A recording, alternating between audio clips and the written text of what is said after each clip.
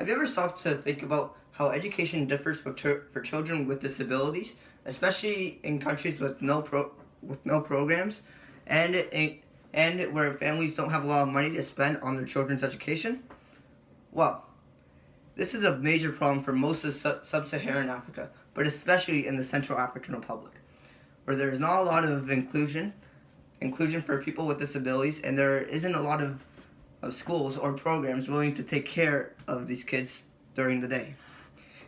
The Central African Republic not only has one of the greatest populations of children with disabilities, but also is in the middle of a major economic crisis, as they have one of the lowest GDP per capita at just $581 per year. That's the equivalent to $1.59, well below the poverty line of $1.90. But before I start, I'd like to introduce to you a child who has been excluded from schools and his community. He has no one to take care of him during the day due to the stigma of his disability. This is Kelvin. Kelvin is 10 years old and lives only with his mother. Kelvin was born with hypogemia, which is a paralysis of one side of your body and associated learning disabilities. When Kelvin was young, his father abandoned him due to the stigma of his disability, and his mother runs a small market stall to try to take care of Kelvin. Unfortunately, Kelvin and his mother do not have a lot of money, and there is no school or people in the community that are willing to take care of him during the day. It is because of this that when Kelvin was young enough to carry, he would go to work with his mother during the day. But now that he is bigger, he often has to stay at home alone, locked up with only 2 rooms to walk through. The picture that you see here is a picture of Kelvin at home. The damage to his right eye was inflicted during an incident caused at home while he was alone. So let's talk about stigma. In the Central African Republic culture, there is a lot of stigma by the general public towards people with disabilities. Some parents refuse to send their kids to school because they either can't afford it or they are afraid that they'll be discriminated or neglected on the part of teachers, parents, or other children. Parents with more money are willing to send other children to school before their children with disabilities. This is due to the high unemployment rates for children with disabilities that is well over 80%. Providing children with a better education can solve a major problem that is inclusiveness in not only schools but in society for the children. The United Nations Education Rights states that people with disabilities should have access to an inclusive, quality, and free primary and secondary education within communities that they live in. Along with this, states that it should be providing these students with proper accommodations, including teachers, classrooms, and any need that the individual may have.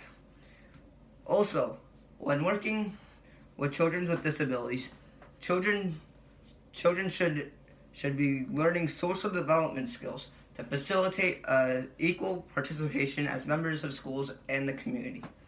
But in countries like the Central African Republic, where there's a high discrimination and stigma around disabled children and very low literacy rates, it is harder to implement these good special education systems, and they often get neglected.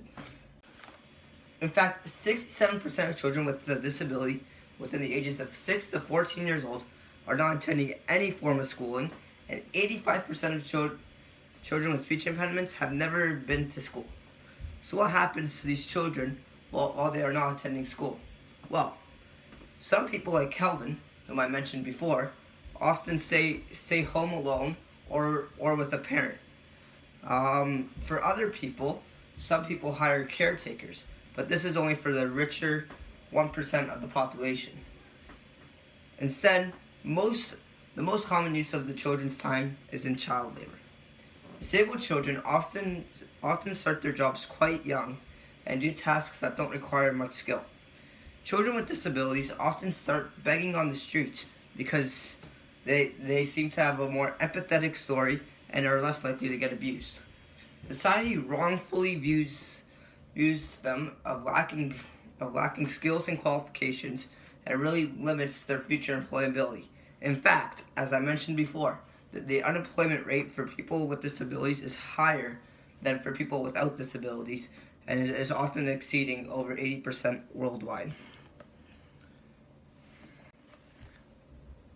But what is the goal of this TED Talk? Well, the goal of the TED Talk is to get you to take something away from it and to ensue action. So, what can we do to help?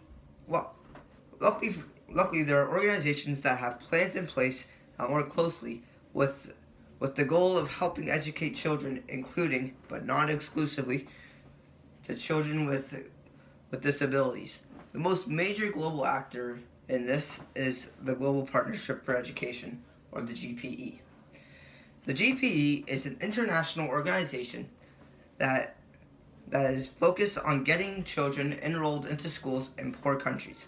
The GPE has already started working in the Central African Republic, but not with children with disabilities. And with their latest grant in 2016 of $15.5 million US, they have helped the Central African Republic to do a lot in their education system, including build or re-inhabit 24 classrooms. They've provided students with 5,000 school-in-a-box kits, which provide the basic necessities for schools like books, uniforms, and other basic needs. 74% of schools in GPE regions were reopened or are functioning, compared to 35% in the previous school year. 600,000 math and literacy textbooks have been distributed to decrease the ratio of students per textbook, which now sits at only two people per textbook. 222,968 students have been benefited from the GPE's actions in 2016. 350 new teacher jobs have been created in 2016, and 709 parents were educated on the importance of their children's education.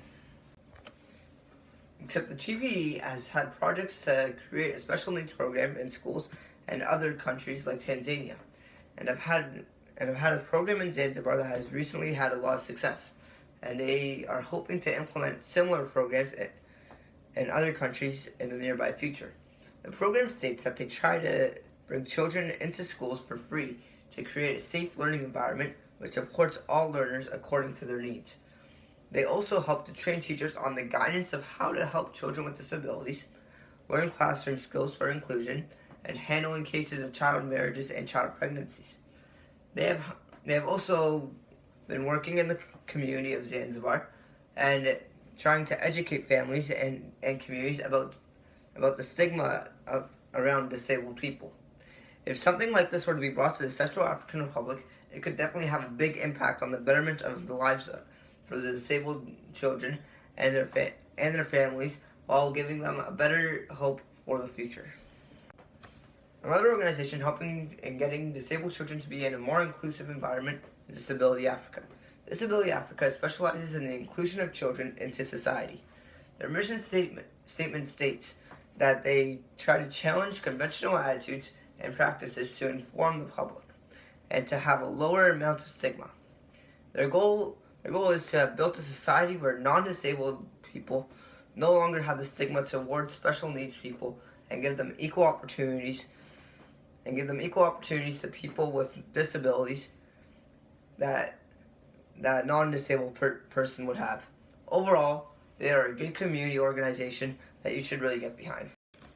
Overall, I'm hoping that now you have decided to take action and helping in the inclusion and provision of education for children with disabilities, and maybe one day we will see a day when all over the world the pedestal of education will be removed. Thank you.